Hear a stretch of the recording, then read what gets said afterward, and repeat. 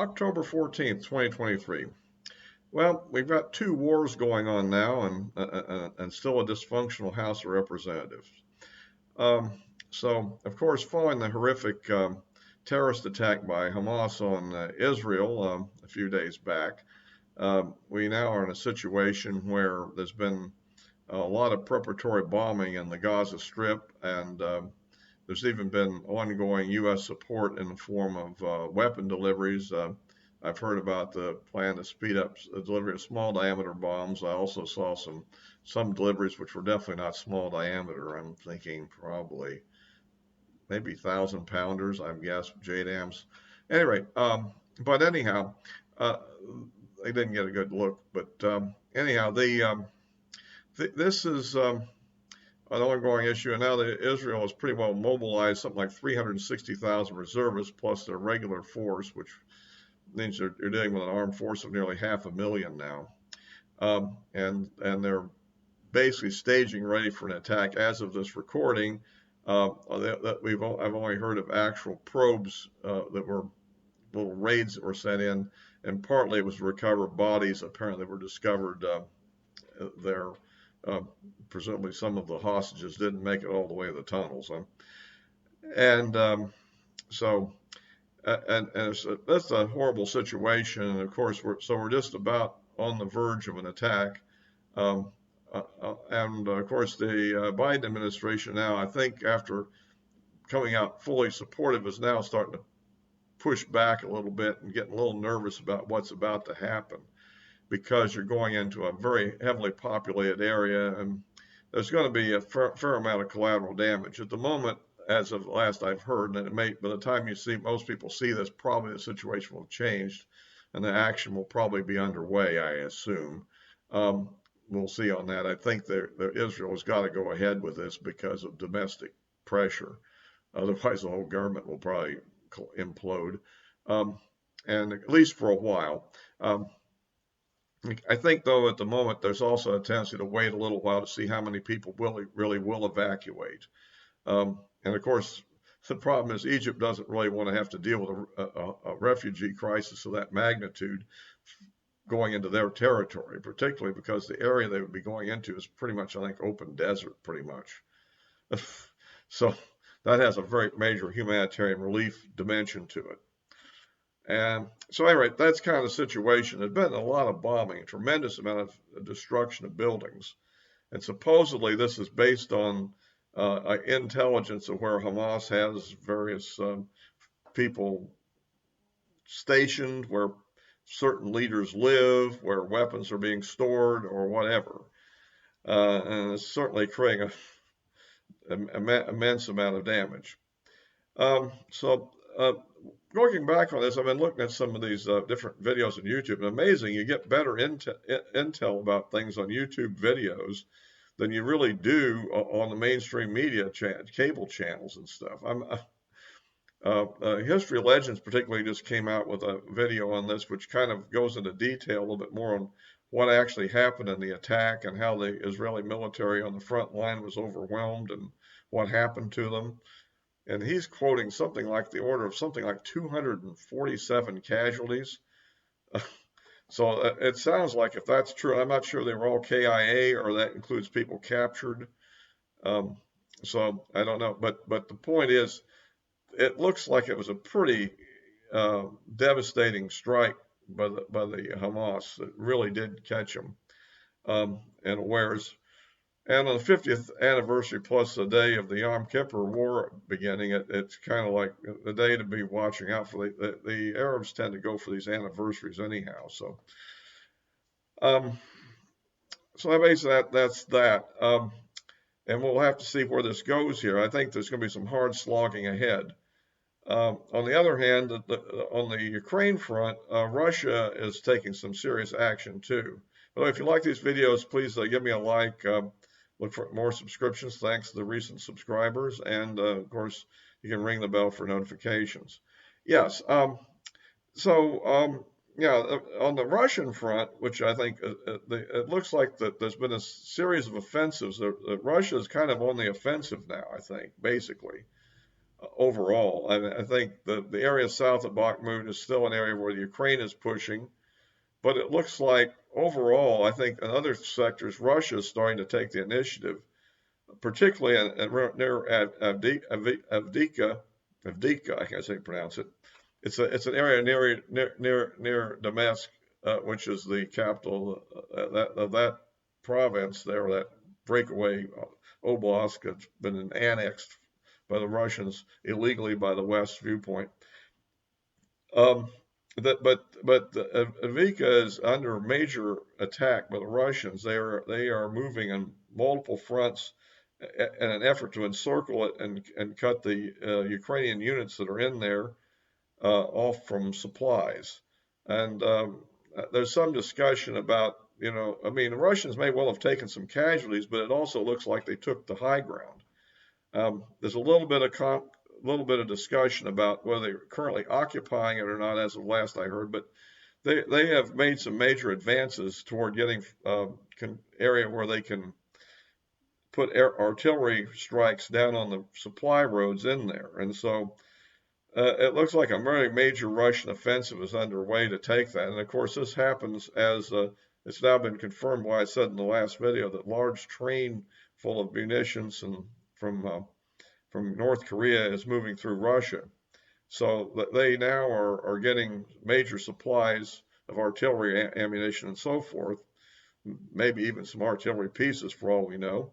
Because at least the Toad type field artillery, you keep hearing of these various videos where this artillery unit was knocked out of that one. So maybe replenishment capability. So it looks like the Russians are ready to launch an offensive after kind of holding back for a period of time, and that's we'll see how that goes. Like I said, the Ukrainian offensive made minor progress, but cost quite a bit of casualties, and so we'll just have to kind of see what happens. But with the aid package to Ukraine pretty much on hold. It isn't very good from their point of view. So at any rate, our troubles have been increased from the U.S. perspective. I think from the and of course, although I don't think Ukraine is anywhere near true defeat at this point by any means, but I do think that that we're going to see probably further Russian advances. The question always remains, though, can either side really get a major offensive going, which would actually fundamentally change the outcome of the war? And that's what's unclear at this point. We still have the Ukrainians inflicting attrition on the Russian Navy with these sea drones, which at this point the Russians don't seem to have figured out any effective countermeasures yet. I have some ideas on that, but I'm not going to say what I'm thinking because that might not be proper to say. But it is interesting to see how these sea drones have really wreaked havoc. And I think in the future the U.S. Navy may face sea drones from hostile powers too. But this whole war has set some precedents that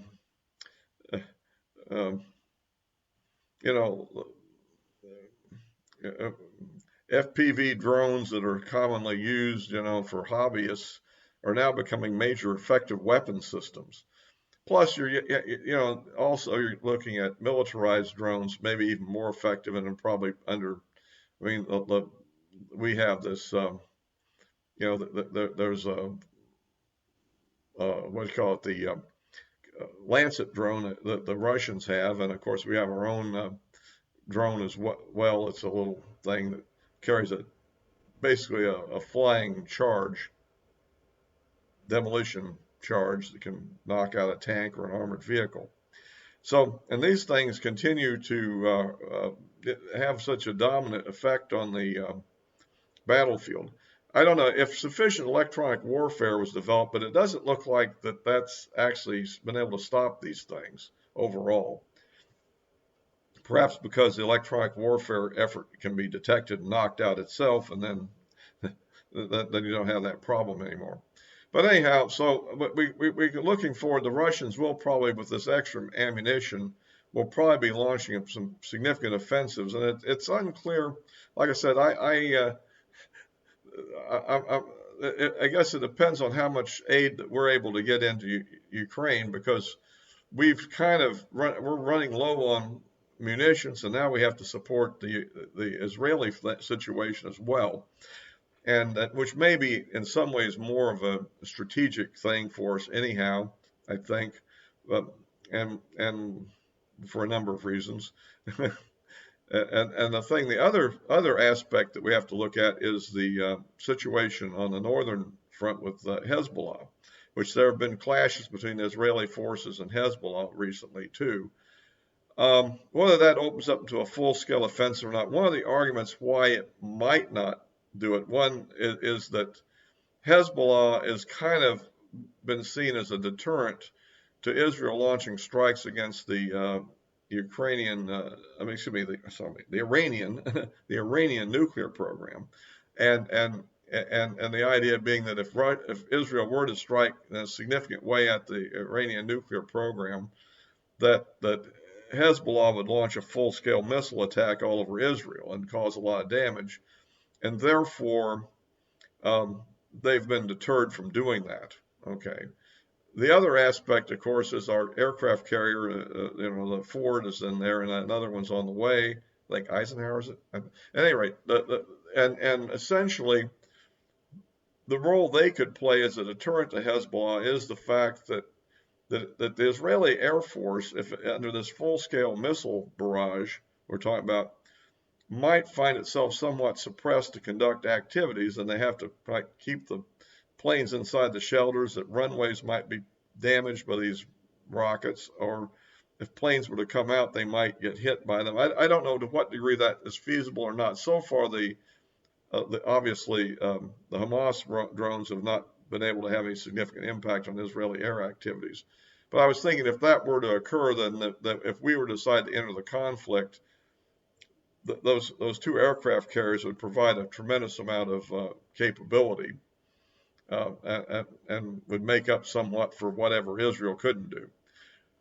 However, the other issue has been discussed in some of these sites I follow. Is my view is I don't think there's a lot of real likelihood of a truly expanded war, and the reason I would say that is that, okay, one thing that's evolved over the many decades here since the last major Arab-Israeli war, which was 50 years ago, unless you want to count you could also argue that the Lebanese incursion of 1982, you could call that a war.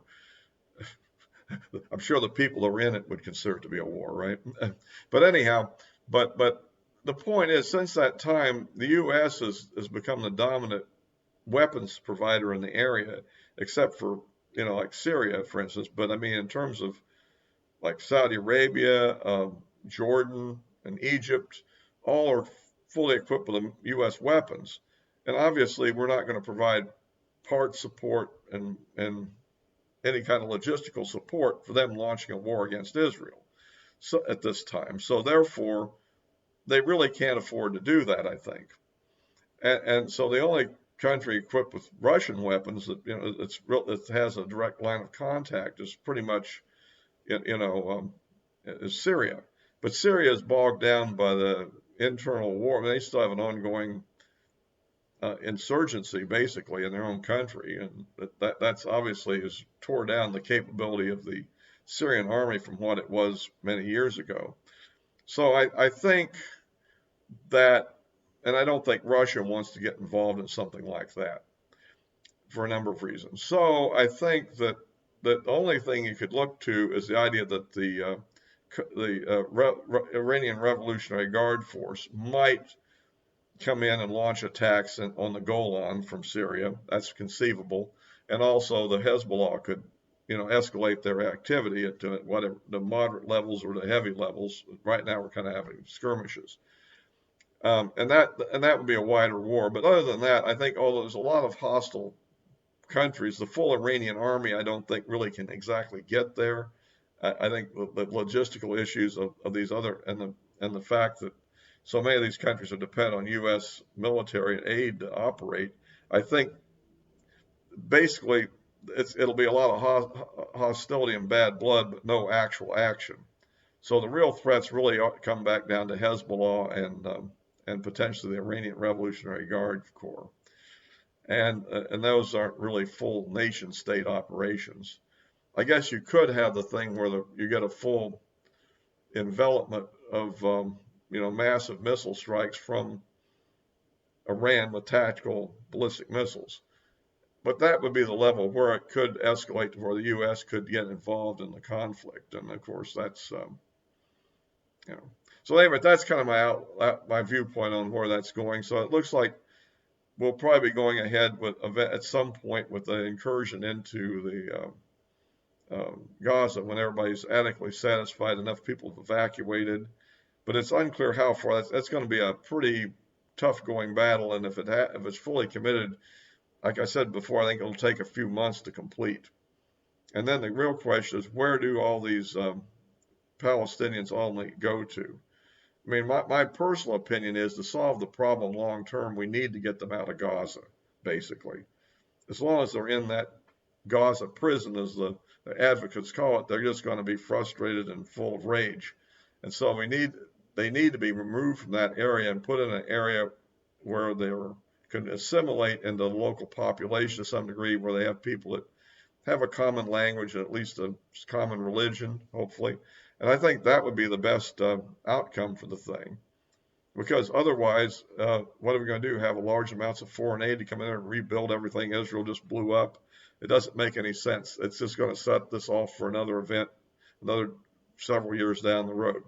But anyhow, that's kind of my read on it. I say watch out for what's happening in Ukraine, because I think that Russia's on the prowl there now.